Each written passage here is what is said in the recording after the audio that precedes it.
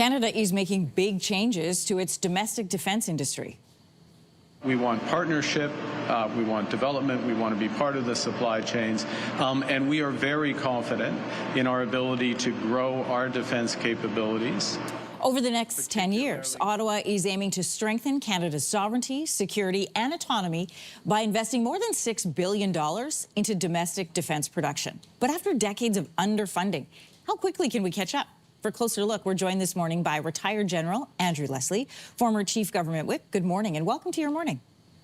Good morning. So we first heard about Ottawa's financial plan for this strategy late last year, but we now have a title and a bit of an outline. If I was handing you this money, where would you like to see it put? Well, first and foremost, I'm actually quite impressed with the document that was produced. And I think the Prime Minister did a great job in acknowledging that we have a problem. And the problem is that Canada, for a couple of decades now, hasn't spent enough on defense. And they've come to rely too heavily on our neighbor to defend us should things get awkward and sticky internationally. Well, here we are. And the urgency of the circumstances tell us that we better start spending money a lot faster than we ever have. Where do we spend it? Well, the Navy, they've already announced they've sort of down-selected 2 different prototypes for the submarine competition. The warships are on track, but they're going to take years to produce. The Air Force is more or less well launched in terms of the transport aircraft, of new helicopters, new high-altitude drones. The fighter issue still has to be resolved. And the main sort of organization that doesn't yet have identified funding in a project list that's been approved is the Army. Surrounding all of that, you've got to do more to defend the Arctic with both people and equipment. Drones should be everywhere, but I don't see swarms of them being produced for the Canadian forces. So there's a whole bunch of detail that's missing that's got to be sorted out. The Prime Minister did say that over the next 10 years, we're going to give 70% of these defense contracts to Canadian firms.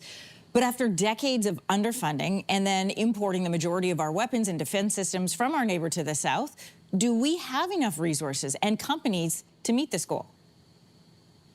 Not quite yet.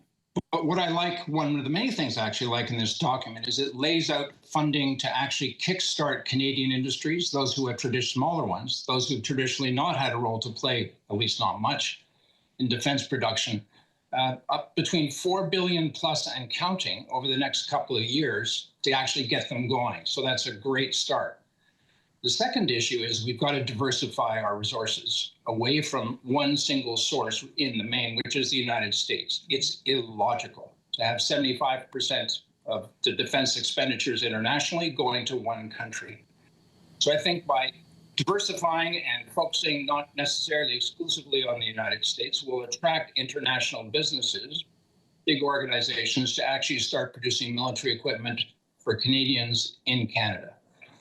You said it's very important for us to show our NATO allies that we have effective deterrence, which means that we're taking care of our own needs in a timely manner. But if we need more companies to build our weapons, and it's going to take time to get those companies up and running, and then we're going to head to them for procurement, we're stuck in a bit of a loop. We've got to give it to Canadian companies. We've got to wait for those Canadian companies to get up and running. So if you're the Prime Minister or you're looking at this defense strategy, what is the greater need here? Is it timeliness or Canadian manufacturing? Timeliness. And in the short term, you've got to actually bite the bullet, pardon the expression, and you've got to buy overseas, at least the start of the production run of that which you need. And then over time, over years, you'll build up the capacity of Canadian industries to produce it themselves. So let's pick a couple of specific examples. Focusing on the Army, because the Army right now is the organization that is dramatically underfunded. So they start with heavy artillery. They need about 100 of the big systems. Well, the first 15 or 20 come from whoever wins the international competition, and we make sure that organization builds the rest of them here in Canada, or the vast majority of components which can be quickly built in Canada. New armored vehicles, new drones, new target acquisition systems, and air defense capability to protect our troops from threats from the air, new tanks, and the list goes on. You start by buying a bunch of it from overseas, but you got to do it quickly because right now our defense posture is not one of actual credibility internationally. The Prime Minister said this is going to take 10 years really quickly. How long should it take?